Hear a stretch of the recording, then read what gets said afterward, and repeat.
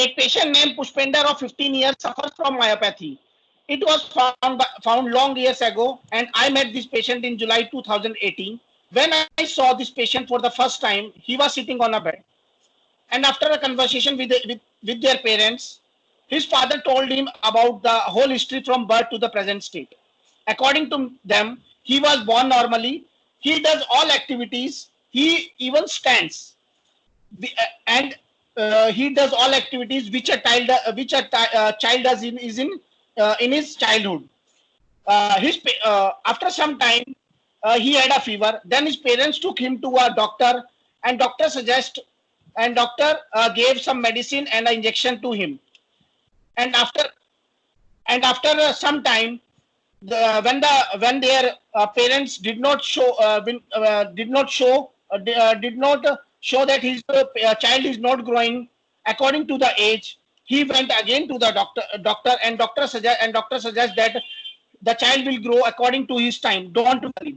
After many years passed, when the patient was not showing any sign of activities and not doing any ADL, his father went to doctor, and his doctor went to and doctor suggests that he has to undergo various tests like EMG, enzyme test, ESR, and CBC. Through the test only, ESR and CBC and various tests, his reports was found positive, and he was finally diagnosed with a myopathy. And then their parents were worried. During that time, the patient was shown by Dr. Puneet, and he took me and he gave me in July 2018. When I saw Pushpender, he was sitting on a bed and he was playing with he was fond of playing electrical equipments. After that, I saw that his posture was totally imbalanced. His both elbows and knee flexed, ankle flexed. He can't sit properly. He always rotates left and right. Then I suggest his parents all the activities, maintain all exercise and way of sitting on a bed. After some time, when I usually went in a week to Pushpender, he do exercise as told by his parents. And he always play with the electrical equipments, and he was fond of playing mobile phone. Now he didn't have so much recovery, but I can say that he is now little better compared to before. This was the whole history of a patient Pushpender of Mirabah community.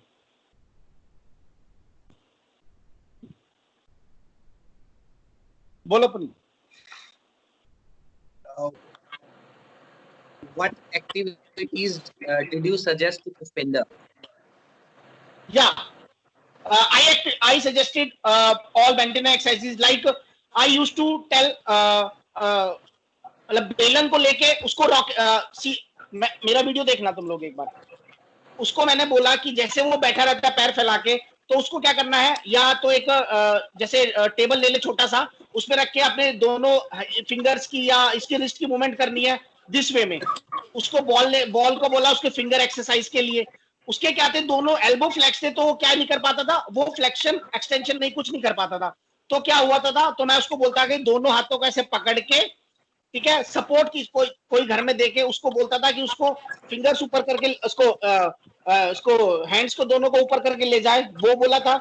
और क्या करता था, उसको दोनों पैरों को उसके lateral part पे, मतलब नीज के दोनों आउटर साइड पे, मैंने उसको बोलता था कि हमेशा जब बैठेगा तो वो पिल्लो लगा के सपोर्ट को, ताकि वो बाहर की तरफ रोटेट ना हो, ये बताई. और उसको बोला था जब भी वो सोएगा तो दोनों सोते टाइम, एक तो सोने में उसको प्रॉब्लम होती थी क्योंकि उसको वो काइफोसिस था, तो वो क्या होता था, तो सोने में उसको प्रॉब्लम होती थी. तो मैं उसको बोलता था कि दोनों साइडों में ना वो रखेगा, अपने साइडों में पिल्लो लगा के रखेगा, ताकि वो करवट प्रॉपरली ले पाए. और जब वो सुबह मोशन के लिए जाता था, उसको प्रॉब्लम होती सबसे बड़ी मोशन की. तो उसकी मम्मी ने क्या करवा रखा था, सिटिंग चेयर का वो पक्का फिक्स करवा के उसमें होल करा रखा था, ताकि जैसे वो बेड पे बैठता था, उस पे बैठ के और पैरों को फैला के वो बैठ जाता था प्रॉपर. ठीक है, बोलो. आपने क्या उसे ब्रीदिंग एक्सरसाइजेज नहीं बताई? यस, मायोपैथी में ब्रीदिंग एक्सरसाइजेज बहुत ज्यादा जरूरी होती है. बिना नहीं बताई थी. हाँ, हाँ बताई थी, सॉरी बताई थी उसको, कई सारी ब्रीथिंग एक्सरसाइज, डीप ब्रीथिंग बताई, नॉर्मल ब्रीथिंग बताई थी, ठीक है। और वैसे उसकी जो सिस्टर थी ना, जो एक बीच मतलब एक उसकी सिस्टर जो ठीक थी, वो कहती थी उसको करवाती थी, लेकिन वो क्या है, वो किसी की सुनता नहीं था बेसिकली। वो अपना मन मर्जी था, करा तो करा वरना नहीं करा। उसके घर में उसके फादर वर्किंग थे, मदर भी वर्किंग थी, ठीक है, भाभी ऊपर रहती थी, तो जो उसकी एक सिस्टर थी वही करवाती थी। और उसको कई बार निकलने में प्रॉब्लम होती थी, खाने में, तो उसको कुछ चीज नहीं खा पाता था, वो क्या करता था, कई बार वॉमिट कर देता था। तो उसके लिए बताया था हमने उसको, ब्रीदिंग एक्सरसाइज, नॉर्मल ब्रीदिंग और डीप ब्रीदिंग दोनों बताई। ठीक है, तो क्या होगा, ब्रीदिंग होगी, पोजिशनिंग होगी और मेंटेनेंस एक्सरसाइज होगी, तीन होगी, हाँ तीन होगी। हाँ सर। ठीक है, चलो। और इम्प्रूवमेंट क्या है इसका? सर इम्प्रूवमेंट ये था कि जब तक सर मैंने तो उसको देखा राउंड अबाउट 10 महीने या 11 महीने देखा, तो सर ये था कि पुनीत के टाइम पे काफी ठीक था। तो सर थोड़ा बहुत मैंने ऐड किया था, तो वो थोड़ा सा हाथ उठा लेता था, ठीक है, लेकिन उसका हाथ इतना ही चलता था जितना मोबाइल यूज कर सके बस वो। और उसको कोई भी चीज दे दो तो खोल लेता था। जैसे उसकी मम्मी ने बताया कि वो बल्ब खोल लेता था, या पूरा उसका छोटा वाला ट्रांजिस्टर था वो खोल लेता था। दोनों उसके हाथों की मूवमेंट होती थी, रिस्ट की मूवमेंट करता था बस सर वो, बाकी सब चीज उसका वो था, फिक्स था। चलो ठीक है, बेसिकली मेंटेनेंस एक्सरसाइज होगी, हाँ, खराब ना यस हो। सर। बोल रहा हूँ एक, जी विनोद सर। हाँ मैं ये क्वेश्चन पूछ रहा हूँ कि वो उसका जो पोस्चर था वो सिटिंग वीटिंग कर लेता था या बेड रिडन था, नहीं नहीं, या सिटिंग, वॉक वगैरह मैंने कर बोला लेता था? ना सपोर्ट, नहीं मैंने वो बता दिया, सपोर्टिव सिटिंग करता था। मतलब वो ऐसे बैठता था, मैं आपको करके दिखाऊं, ऐसे बैठता था, तो क्या करते थे हम, तकिए लगा लेते थे ये सारे, ठीक है, तकिए लगा के, और वो बैठता था, इधर गिर जाता था तो इधर, और पैरों को हमेशा वाइड करके बैठता था पैरों को। तो उसके लिए हम बाहर क्या करते थे, मोटा वाला गोल तकिया लगा के उसको पैरों को सीधा करें, ताकि वो आउटस्टेड ना हो, बाहर की तरफ ना गिरे, ये करते थे। ठीक है। सर, और पुष्पिंदर मैंने भी देखा है, मेरे टाइम में पुष्पिंदर के जो मसल्स थी ना बिल्कुल ही वीक हो चुकी थी मायोपैथी की वजह से। वो लिफ्ट नहीं कर सकता अपने हाथ, एल्बो भी फ्लेक्स नहीं होते थे उसके, हल्का सा फ्लेक्स हो पाता था। सिर्फ ये वाली मूवमेंट फिंगर्स की, तो पूरे दिन हाथ नीचे रख के ना ऐसे मोबाइल पे खेलता रहता है बस, और कुछ नहीं कर सकता, वो इतना ही था।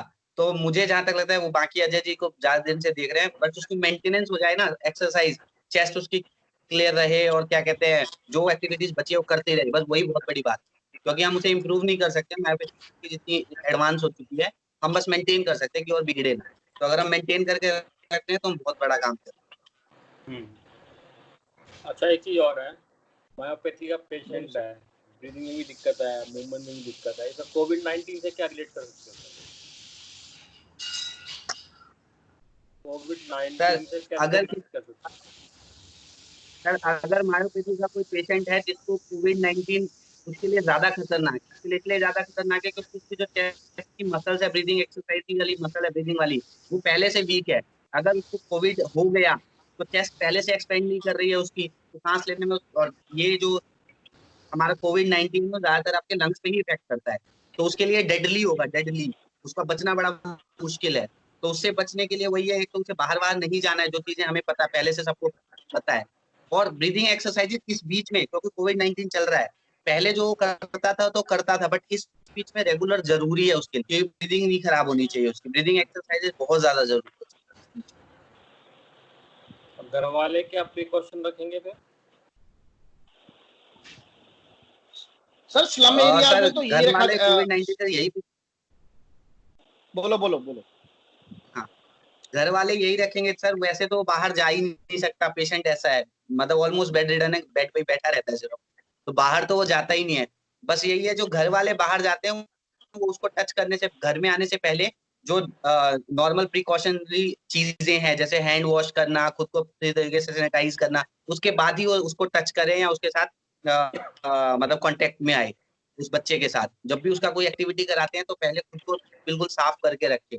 मास्क उसको पहनाने से ज्यादा जरूरी है खुद पहने जो बाहर से आ रहा है, क्योंकि उसके उसकी कोविड-19 घर में नहीं है, बाहर से ही ला सकते हैं, तो वो खुद जरूर पहने, एक चीज। और वही ब्रीदिंग एक्सरसाइज दिन में पहले एक बार कराते थे, तो कब कम से कम दिन में 3 बार कराएं, ये ज्यादा जरूरी है। हाँ और विनोद सर सर। इसमें ना प्रॉपर हाइजीन का बहुत ख्याल रखना होता है, जो पेशेंट क्या है कि प्रॉपर बेड रिडन है, तो उसको यूरिनेशन बार बार आता है, और उसकी वजह से अगर मान लो यूरिन बैग लगा हुआ है तो जो यूरिन बैग में जाएगा तो हो सकता है कि यूरिन इन्फेक्शन हो जाए। दूसरा आपका अगर नहीं भी है तो आपका बेड है, बार बार वेट होगा, उसकी वजह से उसको कॉम्प्लिकेशन आ सकती है। तीसरा उसका जो प्रेशर सोर मतलब उसको डेवलप होने के चांसेस ज़्यादा होते हैं, तो रेगुलर टर्निंग है उसको देनी पड़ेगी। विनोद सर, इस पेशेंट में ना पर्टिकुलर इस पेशेंट की अगर मैं बात करूं, क्योंकि मैंने देखा है तब तक की बात कर रहा हूँ, अब अजय जी बता पाएंगे अपडेट लेटेस्ट। पेशेंट ना यूरिन की उसको ज्यादा प्रॉब्लम नहीं थी, वो बता देता था, कभी वो पेंट में उसकी पीलिंग नहीं हुई, ठीक है, वो बता देता था पेशेंट। और दूसरी बात तो जो मूवमेंट, जहां तक प्रेशर सोर की बात है, वो लेटा नहीं रहता था, उसको बैठाते थे, वो बैठा रहता था फिर लेट भी जाता था, तो प्रेशर सोर की भी उसको बहुत ज्यादा प्रॉब्लम नहीं थी, ठीक है। मतलब बेड रीडन नहीं समझो उसको, बट तो उसको जबरदस्त हेल्प करके बैठा दिया तो बैठा रहता था, बैलेंस उस टाइम तक, ठीक है। तो वो दोनों प्रॉब्लम नहीं थी। अब मुझे नहीं पता, लेटेस्ट अपडेट अजय जी बताएं। अजय सर। डिफॉर्मिटी थी, हाँ एल्बो बता रहा हूँ। एल्बो डिफॉर्मिटी हो गई, रिस्ट डिफॉर्मिटी हो गई, नी डिफॉर्मिटी, कुछ डिफॉर्मिटी डेवलप थी इसके अंदर या नॉर्मल हाँ था? डिफॉर्मिटी, नहीं नहीं बोला ना, मतलब जो मूवमेंट्स थी ना, रिस्ट बिल्कुल ऐसे, मतलब एल्बो सिर्फ हाथ फ्लेक्स की के थी ये बस। नहीं होते थे, सिर्फ ये फिंगर्स चलते थे यहाँ से, रिस्ट और ये वो जो नी बस है वो बाकी भी सब ऐसे करके फ्लेक्स था। बैठा था। नी पे भी बिल्कुल वो टाइटनेस हो चुकी थी, कॉन्ट्रैक्चर टाइप हो गया था, खिंचता नहीं था पैर, सीधा नहीं होता था पूरी, ठीक है। लेटेस्ट अपडेट अजय जी दोबारा आप एक बार रिव्यू बता दो, क्या क्या है लेटेस्ट, क्या है। जो वही था कि जब लास्ट मैंने उसको देखा 2019 में, हाँ 19 में, वो यही था कि वो इतना मूवमेंट कर पा रहा था बस, उसका जो मोबाइल या कुछ भी स्क्रू ड्राइवर पकड़ता था ना उतनी मूवमेंट कर पाता था बस वो। अगर हाथों को करवाएं तो या तो उसको पहले होल्ड करवा दें और नीचे सपोर्ट दे एल्बो को, तब ऊपर ले आता था, बस ये था। और पैरों का वही फिक्स था, उसको हिला नहीं पाता था। बस ये था कि हमेशा उसके पैर बाहर गिर जाते थे, तो उसको बता रखा था कि सोते टाइम जो है वो अंदर लगाना और मतलब बैठे टाइम बाहर की तरफ लगाना, ताकि वो अपना अपनी पोजीशन में रहे बस। और मेरे ख्याल से नी फ्लेक्शन डिफॉर्मिटी तो आनी शुरू हो गई थी उसकी, मेरे ख्याल से। हाँ सर, नी फ्लेक्शन डिफॉर्मिटी थी, वही वो बिल्कुल पैर स्ट्रेट नहीं होते थे, एक्सटेंशन नहीं होता था, ऐसे रहता था। हाँ मोटा रहता था। एल्बो भी। हाँ सर सर, एल्बो भी, एल्बो हाँ। तो थी, ऐसे थी ना सर, वो तो थी। चलो हो गया ये पूरा कंप्लीट। हाँ सर, ये वाला हो गया मेरा केस स्टडी। अब किसी और का है तो बता दो। हाँ, सेकंड पे पेशेंट है शिवयार का। शिव विचार, सौरभ, सौरभ, हाँ सौरभ। वो भी मेरा पेशेंट है, उसको भी देखा है मैंने। हाँ सौरभ, पेशेंट का नाम है सौरभ। इसकी उम्र अभी 14 साल है, ठीक है। और क्या बोलते हैं, ये शिवयार में रहता है। और इसका ये क्या बोलते हैं, ये मेल पेशेंट है। इसका जब ये स्टार्टिंग हुआ, क्योंकि ये क्या बोलते हैं मस्कुलर डिस्ट्रॉफी का पेशेंट है, जिसकी जिसकी वजह से अब इसकी जो मसल स्टार्टिंग में जब ये बोर्न हुआ तब तो नॉर्मल था, तब तो थोड़ी बहुत एक्टिविटी, मतलब जैसे जैसे बोर्न हुआ एक्टिविटी हुई, जैसे फंक्शन आया तब तो ठीक था।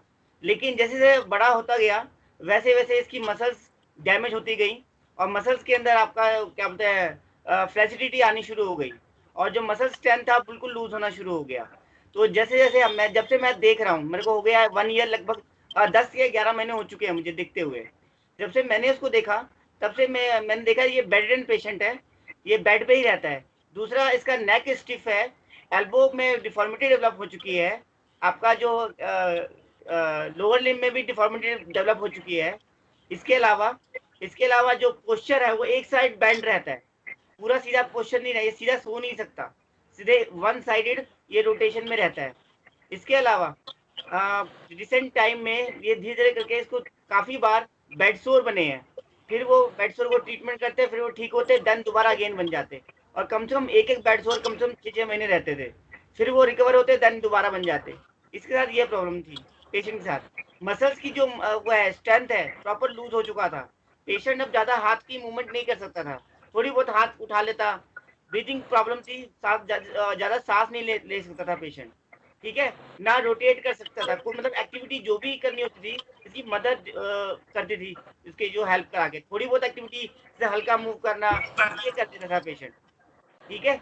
और इसकी मतलब रेगुलर इसका टर्निंग कराती थी ताकि प्रेशर सोन ना बने, और इवन उसको बाहर भी ले जाती थी घुमाने के लिए आपका व्हील चेयर के थ्रू, ताकि इन्वायरमेंट के फोकस में रहे। ये सब उसका प्रोटोकॉल था। दूसरा, जब नॉर्मल मैंने स्टार्ट किया, थोड़ी बहुत मैंने ब्रीदिंग एक्टिविटी पे फोकस किया कि थोड़ा थोड़ा सांस वाली एक्टिविटी कराई। दूसरा मोबिलिटी एक्टिविटीज है कुछ, शोल्डर की, वो एल्बो की, रिस्ट की, ये थोड़ी बहुत कराई, क्योंकि मसल स्ट्रेचिंग नहीं कराता था, क्योंकि मसल में क्या था, टीयर का चांस था, अगर स्ट्रेचिंग कराएंगे ज्यादा तो टीयर का चांस बनता था। तो नॉर्मल मूवमेंट जो होती है, जो आर्म एक्टिविटी जहां तक उसको पेन नहीं है वहां तक उसकी मूवमेंट कराते थे, शोल्डर की, एल्बो की, रिस्ट की। दूसरा टर्निंग एक्टिविटी कुछ कराते थे, बेड मोबिलिटी वाली एक्टिविटी, टर्न कराकर। तीसरा, क्योंकि एक पैर एक साइड बैंड था, मतलब ये समझ लीजिए जो एक साइड का जो आपका वो हिप है, वो दूसरी साइड का जो आपके हिप पे वो था, मतलब साइड लाइन पोजीशन थी, मतलब ये समझ लीजिए एक पूरा वो एक सीधा एक नहीं हिप सोता था। अडक्टेड थी, दूसरी हिप अबडक्टेड। हाँ, हाँ वो एक साइड, और दूसरा डिफॉर्मिटी नी में थी, इसकी वजह से उसके पैर खुलते नहीं थे, मतलब अडक्शन में अडक्टर्स बहुत टाइट थे उसके, उसकी वजह से उसकी जो आपका एक तो काइफोसिस बना हुआ था, दूसरा आपका स्पाइन का कर्वेचर भी लॉस हो गया था, मतलब चेंज हो गया था पोस्चर की वजह से, बार बार एक ही पोजीशन में सोने की वजह से उसका पोस्चर भी खराब हो गया था। ठीक है, पेशेंट ज्यादा बोल नहीं सकता था, थोड़ा बहुत बोलता था, और जब भी हम उसको बोलते तो फोर्स लगा के बोलता था, बोलने के टाइम उसको ज्यादा ताकत लगानी पड़ती थी। तो अब मैं उसकी मदर को ये समझाया कि इसमें ये प्रॉब्लम है, हमें रेगुलर कुछ ना कुछ एक्टिविटीज करानी पड़ेंगी। दूसरा, कुछ एक्टिविटीज तो मैं उनके सामने करा देता था कि ये मूवमेंट कराइए, ये मूवमेंट कराइए, देन इसको सिटिंग करा सकते तो करा दीजिए। अगर सिटिंग नहीं कराते, मान लो प्रेशर वाला एरिया लग रहा है आपको, तो नीचे एक आप कपड़े का गोला बनाकर उसके नीचे डाल सकते हैं, ताकि प्रेशर रिलीफ हो सके, क्योंकि जो पेशेंट है वो कम्युनिटी में रहता है, तो एयर बेड नहीं परचेज कर सकता था। इवन मैंने 2-3 बार उसको बोला कि आप एक एयर बेड ले लीजिए ताकि आपका प्रेशर सोर बच जाए, लेकिन वो एयर बेड नहीं परचेज कर सकता था। तो मैंने एक मतलब देसी जुगाड़ बताया कि उसको राउंड करके कपड़े को जहाँ पे प्रेशर बन रहा है उसके उस वाले एरिया पे रखे, ताकि वो प्रेशर बच जाए और आपका बाकी एरिया थोड़ा सा प्रेशर में रहे, वो थोड़ा जल्दी ठीक हो जाए।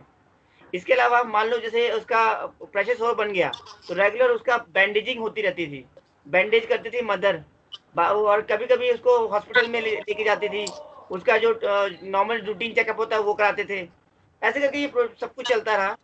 दूसरा, इसके बाद धीरे करके उसमें पहले स्ट्रेंथ थी, लूज होता गया, हमारा काम सिर्फ मेंटेनेंस है इसमें, तो मैं सिर्फ उस पर फोकस करता था कि वो जितनी एक्टिविटी अपनी एबिलिटी से कर सके उतना ही कराना है, एक्सेसिव नहीं कराना, और एक्सेसिव में बिल्डअप कराना है। तो ये मैं उनकी मदर को समझाता था, तो उसी वजह से कुछ कुछ एक्टिविटीज वो थोड़ी बहुत मूवमेंट तो हो गई थी, लेकिन पिछले बीते टाइम में उसका प्रेशर सोर डेवलप हो रखा था, जब हमारा लॉकडाउन नहीं हुआ था उस टाइम में, और अभी रिसेंट टाइम में शायद प्रेशर सोर थोड़ा कम हो चुका है, लेकिन अभी मैं देखने गया नहीं हूँ प्रॉपर, तो एग्जैक्ट जो प्रॉब्लम है कि अभी क्या बचा हुआ है वो नहीं ध्यान है, लेकिन इसमें जो प्रीवियस के आधार है, उसका डाटा है, उसके अकॉर्डिंग उसकी जो इम्प्रूवमेंट है वो हो ही रही है, मतलब बहुत ज्यादा तेज पीछे नहीं जा रहा, पर थोड़ा थोड़ा थोड़ा करके डाउन होते जा रहा है। तो हो सकता है पेशेंट, क्योंकि आपको पता होगा मायोपैथी के पेशेंट ज्यादा टाइम तक जीवित नहीं रहते हैं, हमें सिर्फ मेंटेनेंस एक्टिविटी पे फोकस करना होता है। तो बस वही हमारा ये इस पेशेंट के लिए है, जब तक इसकी लाइफ है तब तक हम इसका मेंटेनेंस एक्टिविटी कराते रहेंगे। ठीक है, और किसी को पूछना है? डिफॉर्मिटी बताता हूँ। आपकी रिस्ट की डिफॉर्मिटी थी थोड़ी सी, एल्बो की डिफॉर्मिटी थी, एंकल की डिफॉर्मिटी थी, आपका इवन आपका नी की डिफॉर्मिटी थी, और पेशेंट एबडक्शन नहीं कर सकता था पूरा, तो उसके लिए हम तकिया लगवाते थे, बीच में तकिया लगा दो। सिटिंग पोस्चर नहीं कर सकता था, तो हम क्या कहते हैं, बेड के साइड में कुशन लगवा के उसको बैठाने की कोशिश करवाते थे, और ये भी बोलते थे कि आप इसको व्हील चेयर वगैरह पे भी बिठा के थोड़ी देर रखिए, तो वो भी होता था। और पेशेंट की मदर को, क्योंकि वो यूरिन आपका यूरिन बैग लगा हुआ था, पहले क्या था कि यूरिन करता था तो बताता था, लेकिन कुछ टाइम से यूरिन नहीं करता था, उसको पता नहीं चलता था, तो वो बैग लगा दिया था परमानेंट कुछ टाइम के लिए, कि जब आपका वो चलता रहे। तो उसमें बैग में भी क्या था, वो कैथेटर नहीं लगा हुआ था, नॉर्मल एक आपका वो आता है पानी वो वाला, उसी को लगा के रखते थे हमेशा, कि जब उसको यूरिन हो तो उसी में कर दे वो, और जब उसको फिलअप देखे उसको रिमूव कर दे। तो ये पूरा टाइम में यही प्रोटोकॉल वो उसके घर वाले फॉलो करते थे। तो मैंने उनको बोला कि आपको पता होगा कि इसका एक पर्टिकुलर टाइम है, अगर वो टाइम आपको ध्यान है तो सिर्फ उसी टाइम लगाओ, लेकिन वो कंटिन्यूस मतलब ऐसे ही करते थे नॉर्मली पेशेंट्स में, और कैथेटर वगैरह यूज नहीं किया हुआ था। तो सर इसमें ना थोड़ा सा जो पेशेंट है वो डिटेरियोरेट हो रहा है धीरे धीरे, हम एक्टिविटी कराने के बावजूद मसल्स में वीकनेस आ रही है। हाँ बोलिए सर। मैं सिर्फ सर इसमें ऐड करना चाहूंगा, क्योंकि मैंने पहले ये पेशेंट देखा हुआ है, मेरा पेशेंट था, हाँ मुझे अमित सर ने दिया था ये पेशेंट। अमित सर को गए बहुत टाइम हो गया, तब से मैं ही देख रहा था, 3-4 साल देखा है मैंने ये पेशेंट। जब मेरे को ये पेशेंट मिला था तो ये एक्टिविटी करता था, स्कूल जाता था, हमारे एनजीओ ने ही इसको स्कूल भेजा हुआ था, ब्रह्म शक्ति स्कूल जाया करता था ये। बाद में फिर ये धीरे धीरे इसको गर्मी बहुत लगती थी, इसके पेरेंट्स ने इसको स्कूल से निकाल दिया, स्कूल जाना बंद हो गया। घर पे एक्टिविटीज कुछ नहीं करता, हम जाते हैं तब भी मना करता था, क्योंकि इसे प्रेशर लगता है काम करने। इसके पेरेंट्स कहते हैं कि ये करता नहीं है, कुछ भी नहीं करता था, बेड पे पड़ा रहता था, पड़ा, तो उसकी वजह से ज्यादा जल्दी से जल्दी वीक हुआ। इसके अलावा लास्ट जब मैं हटा हूँ, मतलब विनोद सर को मैंने हैंड ओवर किया, उससे जस्ट पहले, उससे 3-4 महीने पहले, 6 महीने पहले उसका ना वो गिर गया था, उसका हिप फ्रैक्चर हो गया था, नेक ऑफ हिप। उसकी वजह से फिर वो बेड रिडन ही हो गया, उसको प्लास्टर लगा के बेड रिडन छोड़ दिया था। उसकी वजह से बहुत तेजी से वो नीचे आया, उसकी जो मतलब वीकनेस थी वो बहुत तेजी से आई, तो इसकी वजह से वो ज्यादा है। उससे पहले उसकी जो डिफॉर्मिटीज थी इतनी ज्यादा नहीं थी। मेरे टाइम में उसका ना फ्रैक्चर हो गया था, उसके बाद उसकी डिफॉर्मिटी बड़ी तेजी से बढ़ी है। और उसके बाद मैं हट गया, विनोद सर आ गए, फिर विनोद सर ने सब बताया ये आपको, बस यही ऐड करना था। ठीक, बताइए। हाँ, विनोद जी, आपने उसको वो इसमें ब्रेसेस नहीं दिए उसकी वो करने के लिए, जो डिफॉर्मिटी डेवलप हुई थी उसमें ब्रेसेस दिए थे आपने उसको कुछ? नहीं, मैंने ब्रेसेस नहीं दिए थे। उसका रीजन है क्योंकि पेशेंट ना ब्रेसेस लगा ही नहीं सकता, डिफॉर्मिटी ज्यादा बन गई थी। अगर मैं इसको ब्रेसेस वगैरह दूंगा या कुछ दूंगा तो मुझे लगता है वो और वीक कर देगा, और मसल की वो क्या बोलते हैं लेंथनिंग प्रॉपर नहीं आ पाएगी। लेकिन मैंने कल पढ़ा था कि ब्रेसिस से हम सपोर्ट कर सकते हैं, जो मसल वीकनेस है या डिफॉर्मिटी डेवलप हो रही है उसको हम ब्रेक कर सकते हैं। सर मेरे हाँ टाइम बोलो में सर प्लीज बोलो। की कंडीशन बहुत ज्यादा वैसी थी, मैं ब्रेसेस के लायक ही नहीं है कि मैं ब्रेसेस दूं उसको। चलो ठीक है, अजय पुनीत अजय सर, बोलेगा। अजय सर, अजय सर, पहले उसको दे रखी थी बोलो। हमने ब्रेसेस, एएफओ वगैरह दे रखे थे पहले जब मेरे टाइम में। अब उसकी कंडीशन ऐसी नहीं है, वो बिल्कुल कॉन्ट्रैक्चर हो गया, ब्रेसेस पहन ही नहीं सकता, वो खींचता ही नहीं है, बिल्कुल ब्रेसेस नहीं, ब्रेसेस के लायक नहीं रहा, पहले दे रखा था। अब तो लगता तो है मैं ये पूछ रहा हूँ कि अगर सर एक मिनट बोलो बोलूं? बोलो बोलो। मैं ये बोल रहा हूँ कि जैसे स्टार्टिंग में जब भी हमें पेशेंट मिले और हमें लगे कि उसका उस कॉन्ट्रैक्चर को बचाने के लिए हम लोग उसको स्प्लिंट्स या ब्रेस तो दे सकते हैं ना, मतलब हाँ, शुरू में स्टार्टिंग स्टेज में। हाँ बोलो सर बोलो बोलो। सर मैं ये बता दूं, जो आपका ना ये देखना चाहिए जो स्ट्रेचेबल है कि नहीं है। थोड़ा अगर स्ट्रेच होता है ना तो आप ब्रेसिस दे दो, उसको हल्का ढीला बांध सके, देन उसको फिर प्रमोट कर सकते हो। लेकिन फुल्ली कॉन्ट्रैक्चर है सर, उसमें अगर ब्रेस दोगे तो वो क्या टियर हो जाएगा, टूट जाएगा, क्लियर और हो टूट जाए। जाएगा तो परमानेंट टूट जाएगा। इसीलिए उसको नहीं देते हैं, मतलब इस वाली कंडीशन में। लेकिन फ्लेक्सिबल है थोड़ा, मान लो आप खींच रहे हो, खींच जाता है, देन आप उसको ब्रेसिस दे सकते हो। अच्छा, ब्रेसिस भी हमें पूरे दिन तो बनाने नहीं होंगे, या तो नाइट स्प्लिंट आज यूज करें? इसके अंदर ये डिपेंड करता है कि अगर पेशेंट फ्लेक्सिबल है प्रॉपर और उसकी मूवमेंट अच्छी आ रही है तो आप उसको कुछ देर तक पहना सकते हैं, क्योंकि पेशेंट ज्यादा थक जाता है, इसमें मसल्स में ज्यादा वैसा बन जाता है, तो लॉन्ग ड्यूरेशन तो पेशेंट ही नहीं पहनेगा। बाकी आप ये कर सकते हैं फ्रीक्वेंट टाइम तक, जैसे 2 घंटे पहनाया, 3 घंटे बनाया, फिर निकाल दिया, फिर 2-3 घंटे बनाया, निकाल, ऐसे करके आप फ्रीक्वेंट टाइम पे आप पहना सकते हैं। सर, हाँ बोलिए सर। बोलो। मायोपैथी के केस में अगर हम ब्रेसेस देते हैं ना, तो पेरेंट्स या जो अपना थेरेपिस्ट है या पेशेंट है, उनकी जिम्मेवारी और ज्यादा बढ़ जाती है। उसका रीजन क्या है, अगर आप ब्रेसेस पहना के रखोगे ना पेशेंट को, तो उसकी मसल और वीक होगी, तो वो एक्टिविटी नहीं कर पाएगा, तो उसकी एक्सरसाइज और ज्यादा करानी पड़ेगी आपको, और उसकी मसल स्ट्रेंथ बना के रखने के लिए। तो ये भी ध्यान रखना है, अगर आप ब्रेसेस दे रहे हो किसी को तो उसकी एक्टिविटीज और बढ़ानी पड़ेगी आपको। ठीक है। वो पहले मीटर दे रखे थे, एएफओ दे रखे थे, ठीक है ना। हम्म फिर बाद में लगने लगा था कि हड्डी टूट जाएगी, ज्यादा कुछ एक्सरसाइज कराएंगे तो फ्रैक्चर हो जाएगा। हम्म थोड़ा सा हमने लेवल कम किया था उसका, ब्रीदिंग एक्सरसाइज पे ज्यादा जोर दे रहे थे हम लोग। ऐसा कुछ है, मेरे जहाँ तक याद आ रहा सर है। हाँ सर बिल्कुल ठीक है। इस माय पे आज मैं हाँ, प्रेशर भी शो ठीक बना है था, उसका इसमें मेंटेनेंस बताते थे बस, और कुछ एक्टिविटीज जो आरओएम एक्टिविटीज हैं वो सब कराते थे। इसके अलावा नहीं, स्ट्रेचिंग वगैरह भी नहीं कराते थे, क्योंकि पेशेंट अगर थोड़ा सा मूवमेंट कराते थे तो पेशेंट बहुत ज्यादा पेन बताता था, तो वो हिला ही नहीं पाता था, तो उसको स्ट्रेचिंग कैसे कराएंगे, इसलिए स्ट्रेचिंग वगैरह ज्यादा होती नहीं थी। अजय कुछ कह रहे हो?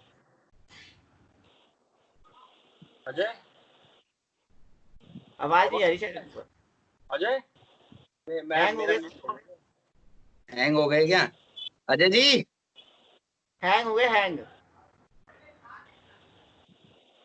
उनका नेटवर्क हैंग चला हो, गया। नेटवर्क क्या सर अजय जी? चलो ठीक है, और कुछ ऐड करना है क्या अजय? हाँ सर आगे, अरे नेटवर्क एक मिनट रुको सर। हाँ सर क्या कह रहे थे सर? वो लास्ट वाला सुना नहीं सर मैंने, एक मिनट सर। पुनीत विनोद कुछ बोल रहा था, सुना नहीं वो। अब तो भूल गया। हाँ मैं बस इतना कह रहा था कि जो उस पेशेंट में ना, उस पेशेंट में क्या था कि हम ब्रीदिंग एक्टिविटीज पे फोकस करते थे, आरओएम एक्टिविटी पे फोकस करते थे, उसका जो पोस्चर है, पोस्चर करेक्शन उस पर फोकस करते थे, स्ट्रेचिंग एक्टिविटी अवॉइड करते थे, और दूसरा आपका जो स्प्रिंट वगैरह है वो तो दे ही नहीं सकते थे क्योंकि कॉन्ट्रैक्चर बना हुआ था। तो लाइट है जो आरओएम से ही फोकस एक्टिविटी हो रही है वही फोकस वही कराते थे मतलब पेशेंट को। ठीक। और व्हील चेयर एम्बुलेशन था इसका, व्हील चेयर पे उसको हाँ डाले, व्हील चेयर एम्बुलेशन था। ठीक है चलो, अब वायोपैथी हो गया, और कोई है भाई? अनूप या पुनीत या सर और मैं कोई? सर मेरी कम्युनिटी में नहीं है कोई मायोपैथी का पेशेंट। एक पेशेंट थी बक्करवाला में, उसकी डेथ हो चुकी है। यति नाम की पेशेंट थी, उसकी डेथ हो चुकी है, तो उसके बारे में बात करके फायदा नहीं। एक पेशेंट था हर्ष, वो ICU में था। अब ICU अच्छा। ये क्या है, ये क्या नाम है इसका? अनूप, अनूप रुक गया म्यूट हो उसका। रखा है। हाँ अच्छा नहीं वो आ रहे हैं। अनूप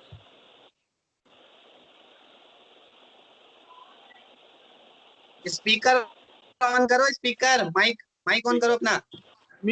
म्यूट ऑन करो, म्यूट कर रखा है। म्यूट अनम्यूट करो। हाँ हाँ सही हो आगे। हाँ अब सही है। बोल ले भैया कुछ हर्ष के बारे में बोल ले, ICU वाले के बारे में।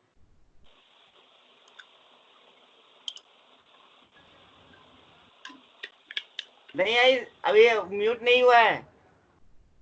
अरे म्यूट तो हटा लो।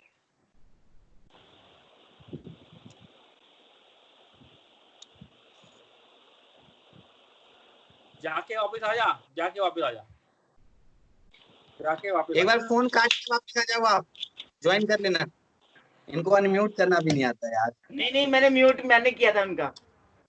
अरे तो अनम्यूट तो कर सकते हैं ना वो, मैं कह रहा हूँ अनम्यूट भी नहीं करना आता उनको, यही बोल रहा हूँ। तो रिकॉर्डिंग बंद कर लो ना यार थोड़ा।